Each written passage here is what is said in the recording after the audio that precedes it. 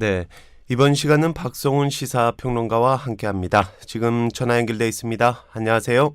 네, 안녕하세요. 더 나은 내일을 꿈꾸는 평론가 박성훈입니다. 자, 그러면 오늘은 좀 어떤 이야기를 나눠볼까요? 네, 오늘은 예능 프로그램에 대한 이야기를 좀 할 텐데요. 오랫동안 사랑받아온 개그 콘서트가 곧 사라진다고 합니다. 사람들에게 즐거움을 준다는 것이 참 쉽지 않은 일인데 혹시 요즘에 자주 보는 예능 프로그램 있으세요? 네, 저는 시골에서 그 삼시세끼를 해결하는 삼시세끼나 아니면 탈북민들의 한국 정착기를 다룬 이제 만나러 갑니다. 이런 프로그램들을 요즘에 즐겨 보고 있는 편입니다. 네, 저도 관찰 예능 프로그램이나 또는 순위를 정해서 정보를 알려주는 프로그램을 좋아하는데요. 한때는 또 무한도전에 푹 빠져 있었던 적이 있습니다. 네, 그렇죠. 무한도전하면 당시에는 전 국민이 이렇게 즐겨보는 프로그램일 정도로 그 인기가 굉장히 대단했잖아요. 네네. 그 무한도전이 종영된 지도 벌써 4년이 넘었어요. 전 요즘에도 가끔씩 다시 보기를 하는데 지금 봐도 웃깁니다. 그 방영 당시에 무한도전의 인기나 그 위상이 어느 정도였냐 하면 MBC 방송 연예대상을 7번, 한국인이 좋아하는 TV 프로그램에 27개월 연속 1위를 차지했고요. 또 2015년도에 광복 70주년 기념으로 광복 이후 최고의 TV 프로그램을 조사한 적이 있어요. 네. 근데 거기에 2위가 전원일기였는데 무한도전이 거의 그 2배 차이로 압도적인 1위를 하기도 했습니다. 네, 그렇죠. 당시에는 이 대한민국의 예능이 무한도전 이전과 또 이후로 나뉜다. 이런 말이 있을 정도로 그 예능계에서는 정말 레전드로 뽑히는 프로그램인 것 같습니다. 네, 맞습니다.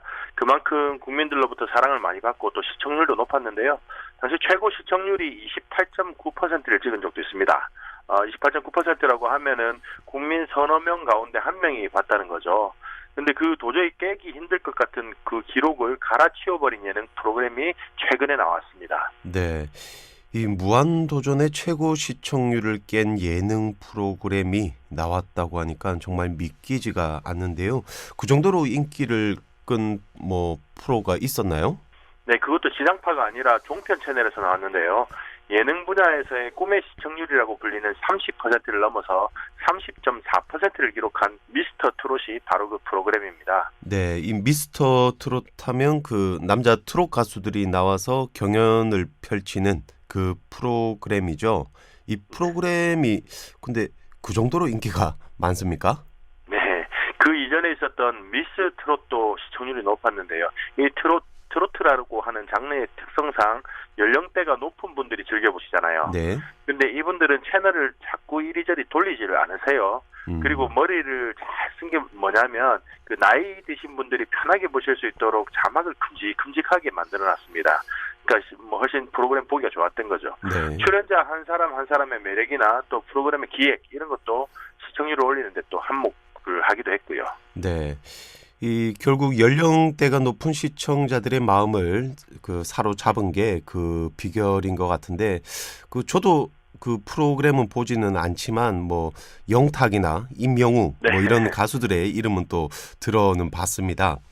그래서인지 요즘 TV 프로그램이나 광고에서 이런 트롯 가수들이 자주 나오는 모습을 볼 수 있는데요.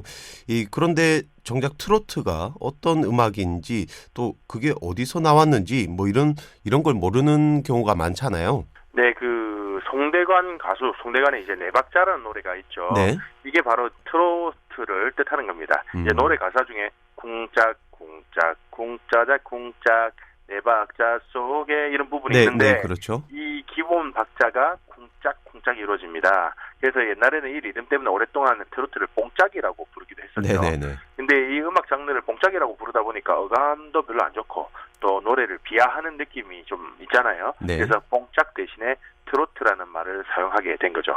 이 한때는 그 트로트도 이 일본에서 온 말이라고 해서 좀 새로 이름을 짓자 이런 얘기도 있었죠. 네, 한때 그런 적도 있었습니다. 근데 이 트로트가 일본 말이 아니에요. 그 트로트는 영어거든요.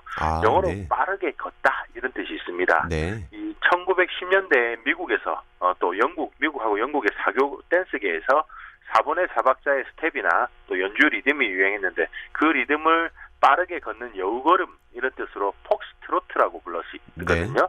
근데 그게 이제 지금은 미국에서는 그 단어를 거의 안 쓰고 사교 댄스 용어로만 남았는데 우리나라에서는 트로트가 이 하나의 음악 장르로 남아서 계속 이어져 온 거죠. 그럼 트로트가 일본에서 건너왔다거나 아니면 좀 뭐 외색풍이다 뭐 이렇게 말하는 건 뭐 잘못된 거네요? 그게 좀 애매한 부분이 있습니다.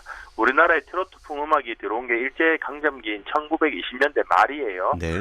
당시 일본에서는 일본 민속 음악에 서양에서 들여온 폭스트로트를 접목한 엔카라는 장르가 유행하고 있었거든요. 네네. 같은 시기에 우리나라에서는 신민요풍의 가요가 유행하고 있었는데 그게 또 일정 강점기다 보니까 일본 가요가 한국말로 번역이 돼서 우리나라에 또 많이 들어왔어요. 그럼 이 우리나라의 신민요풍 가요 그리고 네. 이 한국말로 번역된 일본 가요가 서로 영향을 받은 거군요. 네, 그렇죠. 특히 1928년부터 레코드 제작이 본격화되기 시작했는데 우리 가요를 녹음하려면 일본에까지 가서 해야 됐어요. 네. 그런데 그 편곡을 일본인이 하다 보니까 풍이 서로 비슷해진 거죠. 그렇게 세월이 흐르면서 1930년대 말이 되면은 일본이 이제 조선어 말살 정책을 쓰거든요. 네. 그러니까 우리 가요가 더 일본 가요에 동화돼 갈 수밖에 없는 상황이었죠. 트로트가 일본을 통해서 들어왔고 또 이 엔카의 영향을 오랫동안 받다 보니까 그 일본에서 그 유래한 거다 이런 말은 좀 맞는 것 같기도 한데요. 어떤가요? 그것도 단순하게 표면만 보면 그렇게 주장을 하는 것도 일리가 있습니다. 근데 재밌는 사실이 그 뒤에 숨어 있습니다. 이 엔카가 오래전부터 이어져 온 일본의 전통 음악이라고 생각하시는 분들이 많은데 사실은 그렇지가 않아요. 일본에 있어서 엔카가 우리나라의 트로트하고 위상이 비슷하거든요. 예. 전통 음악이 서양 음악하고 접목이 된 거예요. 그럼 이 가끔 일본 방송을 보면 엔카 가수들이 기모노를 입고 있어서 그 좀 오래 전부터 이런 이어져 온 노래가 아닌가 뭐 이런 생각을 했는데 그게 아닌가 보네요. 네, 그 엔카라는 명칭 자체도 1970년대가 돼서야 이름이 정착이 된 겁니다. 이 일본에는 엔카의 기본의 틀을 만든 작곡자이자 기타리스트인 코가 마사오라는 인물이 굉장히 유명한 인물이 있는데요. 네. 이 사람이 죽기 전에 이런 말을 남깁니다. 일본의 엔카의 뿌리는 조선이다. 실제 코가 마사오라는 인물은 유년 시절을, 그러니까 어린 시절을 경기도에서 보냈는데 네. 경기도 민요가 엔카의 멜로디가 굉장히 비슷합니다. 그렇군요. 그 일본인이라고 했는데 어린 시절을 한국에서 보냈다고 하면 혹시 일제 강점기라서 그랬나요? 네, 맞습니다. 그 코가 마사오라는 인물은 태어나기는 일본에서 태어났는데 7살 때 아버지가 돌아가신 뒤로 우리나라를 건너옵니다. 처음에는 인천에서 살다가 나중에 경성으로 이사를 가는데요. 경성에 살던 고등학교 때 처음으로 만돌린이라는 악기를 손에 잡았어요. 네. 이 만돌린이 기타하고 비슷하게 생긴 악기입니다. 네, 한국에서 음악을 그렇게 배우고 시작을 하면서 장구 같은 우리나라의 전통 악기도 많이 접하고 또 영향을 받게 되죠. 이 사람이 나중에 일본에 가서 엔카의 시조가 되는 겁니다. 그러니까 엔카의 시조라는 사람이 이 엔카의 뿌리는 조선이다 뭐 이런 말을 한 거네요. 그렇죠. 그러니까 정리하면은 트로트가 엔카의 영향을 받은 건 사실입니다. 근데 엔카의 뿌리는 조선인 거죠. 그러면 트로트는 우리 건가요? 아니면 일본 건가요? 그래서 아까 제가 애매하다고 한 겁니다. 이렇게 트로트와 엔카의 관계에 대해서 논란거리가 있는데요. 일각에서는 아예 트로트가 엔카의 원조다 이렇게까지 말하기도 합니다. 네. 자, 그럼 이 엔카의 시조까지 이 뿌리가 그 조선에 있다고 실토를 했는데 어쩌다가 이 트로트가 외색 음악이라는 그런 인식이 퍼지게 된 겁니까? 트로트는 일제 강점기와 한국 전쟁을 거치면서 우리 민족의 정서를 담고 또 한을 달래주는 음악으로 발전을 합니다. 당시 상황에 따라서 권력을 비판하거나 풍자하는 가사가 덧입혀지기도 했는데요. 1960년대에 발표된 유정천리라는 곡은 3.15 부정선거를 풍자하는 가사로 개사가 돼서 4.19 혁명 때 혁명가로 불리기도 했죠. 그러다 1960년대 중반에 접어들면서 트로트에 대한 인식의 변화가 생깁니다. 네, 이 60년대 무슨 일이 있었나요? 그 60년대면 군사 독재 시절이잖아요. 네. 박정희 정권 때였는데 국민들을 통제하기 위해서 금지곡들을 지정을 하거든요. 이 금지곡을 정하는데 명분이 있어야 하는데 이 트로트 곡들을 금지시킬 때 외색조, 그러니까 일본 노래 같다는 이유로 금지시킵니다. 그 대표적인 곡이 이미자의 동백 아가씨였죠. 네, 이 금지곡으로 굉장히 또 유명한 그런 사연들이 있었는데 이 실제로 일본 노래와 비슷했다기보다는 이 금지곡으로 만들기 위한 명분으로 트로트를 이제 외색을 띠고 있다 이런 딱지를 붙인 거죠. 네, 그렇게 그래서 별다른 고민 없이 트로트는 일본풍 노래가 돼버린 겁니다. 이후 1970년이 되면은 청년 문화가 크게 일어나는데요. 뭐 포크송 이런 노래들이 새로운 중심이 되죠. 네. 그리고 또 록음악도 인기를 얻게 되면서 트로트는 급속도로 위축이 됩니다. 근데 새롭게 타오르던 청년 문화에 찬물을 끼얹는 사건이 발생하죠. 1975년에 포크와 록 가수들이 대거 검거된 사건, 일명 대마초 파동입니다. 네. 이때 당시 그 굉장히 유명한 가수들도 연루가 많이 됐잖아요. 네, 맞습니다.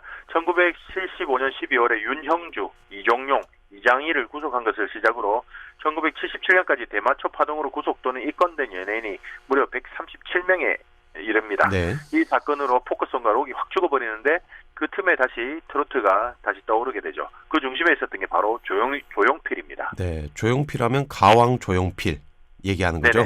네, 맞습니다. 네, 이 조용필의 음악은 뭐 일반 트롯과는 또 약간 다른 것 같아요. 예, 맞아요. 이 창법에 샤우팅이 가미되면서 록음악과도 접목이 됐거든요. 또 다양한 장르를 시도하면서 우리 대중음악의 저변을 크게 넓혔고요. 하지만 그 뿌리는 트로트에 있다고 봐야 합니다. 일단은 기존의 포크송이나 록음악하고는 확실히 다르잖아요. 또 돌아와요 부산항해 이런 노래는 완전 트로트풍이거든요. 네.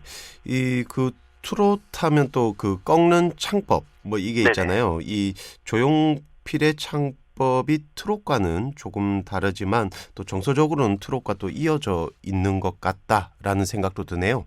네, 맞습니다. 하지만 시대적 변화에 맞물려서 우리 사회가 고학력 사회로 변해가면서 정통 트로트를 저속한 음악으로 치부하는 인식이 퍼지게 됩니다. 또 하늘 녹여내는 절절한 노래보다는 사랑의 설렘과 이별의 아픔, 또 현대인의 삶 등 좀 더 편하게 들을 수 있는 노래로 대중음악의 주류가 변화하게 되죠.